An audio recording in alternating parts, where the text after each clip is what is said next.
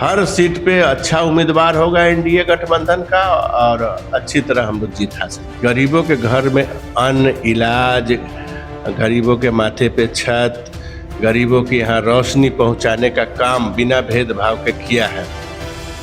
नमस्कार, आप देख रहे हैं जनतंत्र ज्योति। मैं हूं डॉली। भाजपा मुजफ्फरपुर पश्चिमी के जिला अध्यक्ष हरिमोहन चौधरी जी से नए प्रदेश अध्यक्ष के निर्वाचन पे बात करती हूँ। जनतंत्र ज्योति में आपका स्वागत है। भाजपा के नए प्रदेश अध्यक्ष का निर्वाचन हुआ है, आप लोगों को क्या उम्मीद है अपने नए प्रदेश अध्यक्ष से? भारतीय जनता पार्टी कार्यकर्ताओं की पार्टी है। इसमें एक कार्यकर्ता के रूप में, संगठनकर्ता के रूप में काम करते करते धीरे धीरे अनुभव प्राप्त करते हुए निश्चित रूप से आदरणीय दिलीप जायसवाल जी को केंद्रीय नेतृत्व ने जो मौका दिया है, तो कार्यकर्ताओं में एक अजीब बहुत बड़ा उत्साह है कि अगर कोई कार्यकर्ता निश्चित रूप से प्रदेश अध्यक्ष बनता है और एक सरल, मृदुभाषी और कार्यकर्ताओं के हृदय की बात जानने वाला, कार्यकर्ताओं का ख्याल रखने वाला आदमी अगर कोई प्रदेश अध्यक्ष की कुर्सी पे जाता है तो निश्चित रूप से कार्यकर्ताओं में उत्सव का माहौल होता है। और कल दिखा, कल कांटी मुजफ्फरपुर पश्चिमी क्षेत्र से लगभग 1100 लोग स्वस्फूर्त उनके ताजपोशी में लोग गए थे और तमाम लोग यहाँ सामने मुन्ना भाई बैठे हुए हैं, ये भी गए थे। तो जो भी हमारे नए पुराने कार्यकर्ता है, सबों में उत्साह है कि नहीं,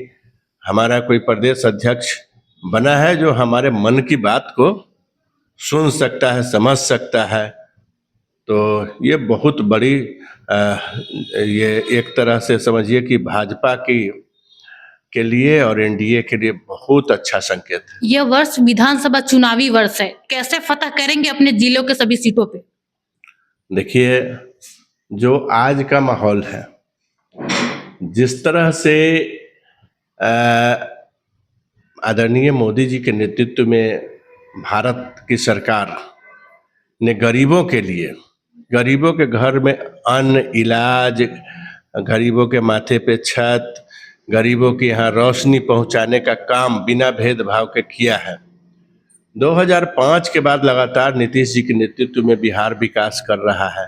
बिहार में जो क्रांतिकारी परिवर्तन हुआ, जहाँ सड़कें नहीं थी आज सड़क है, आज गांव-गांव में सड़क है, परिवहन की सुविधा है, हर हाथ में मोबाइल है, हर दरवाजे से सड़क है, हर गांव में कम्युनिकेशन की व्यवस्था है, हर जगह हॉस्पिटल है। और इस बार के बजट में जो केंद्र सरकार का बजट था, जिसमें महिलाओं के लिए, युवा के लिए, किसान के लिए और गरीबों के लिए और खास करके मध्यम वर्ग, जिसको आज़ादी के बाद किसी ने पूछा नहीं, तो उस मध्यम वर्ग के लिए जो योजनाएं आई हैं, अनुसूचित जाति के महिलाओं के लिए जो योजनाएं आई हैं, बिहार के बजट में आप देख लीजिए कि जो पिंक बस, पिंक शौचालय, जो महिलाओं के सुरक्षा के ख्याल से ये साथ एयरपोर्ट, मुजफ्फरपुर एयरपोर्ट का भी अब शुरुआत होने जा रहा है, शुभारंभ होने जा रहा है।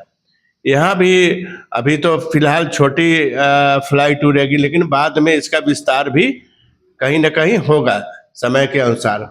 और 3 ग्रीन फील्ड बिहार के लिए, एक मखाना बोर्ड बिहार के लिए, सबसे बड़ा तो फूड टेक्नोलॉजी इंस्टीट्यूट जो आया है वो पूरे भारत में तीसरा बिहार में बनने जा रहा है। इससे यहाँ के किसानों को कितना लाभ मिलेगा, यहाँ के किसानों को, लीची उत्पादक को, फल उत्पादक को, अन्न उत्पादक को कितना बड़ा चीज मिलने जा रहा है, ये सोचने की बात है।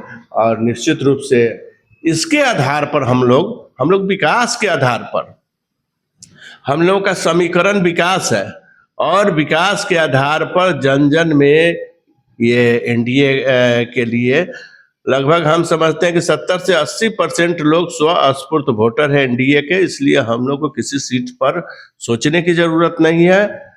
हर सीट पे अच्छा उम्मीदवार होगा एनडीए गठबंधन का और अच्छी तरह हम लोग जीत हासिल करेंगे। बिहार में कल बजट पेश हुआ, विधानसभा में ही तेजस्वी यादव और सम्राट चौधरी आपस में भिड़ गए, क्या कहेंगे उस पे? देखिए, विपक्ष के नीचे से, पैर के नीचे से जमीन खिसक गया है। विपक्ष के पास कुछ नहीं है बोलने के लिए। तो जिसके पास कुछ नहीं, गांव में देखते हैं कि जो मतलब जिसके पास कुछ नहीं आता है, जिसको कुछ नहीं आता है, वो कहते हैं ना थेथरोलॉजी गांव के भाषा में, तो वो चिल्लाता है, थेथरोलॉजी करता है। आदरणीय नीतीश जी ने कहा कि हमने आपके पिता को बनाया, और निश्चित रूप से नीतीश जी कहीं खड़ा किया हुआ है लालू यादव को। नीतीश जी ने समाजवादी होने के नाते 2-2 बार उनके पुत्र को मौका दिया डिप्टी सीएम बना के। बिहार की जनता देख रही है।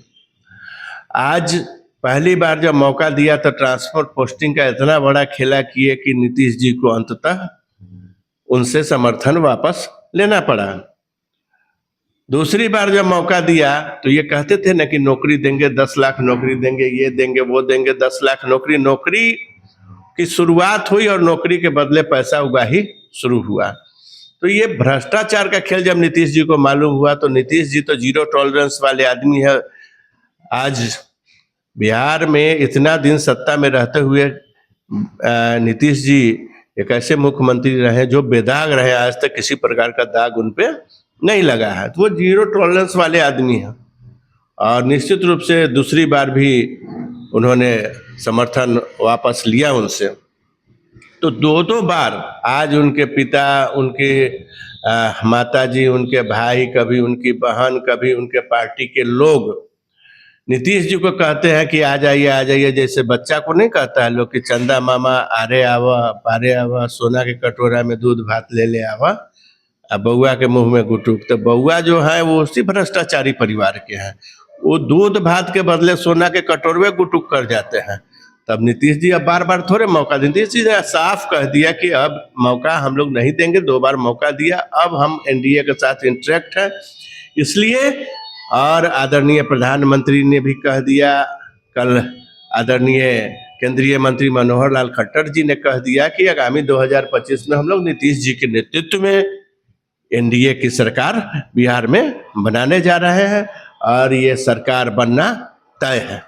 धन्यवाद।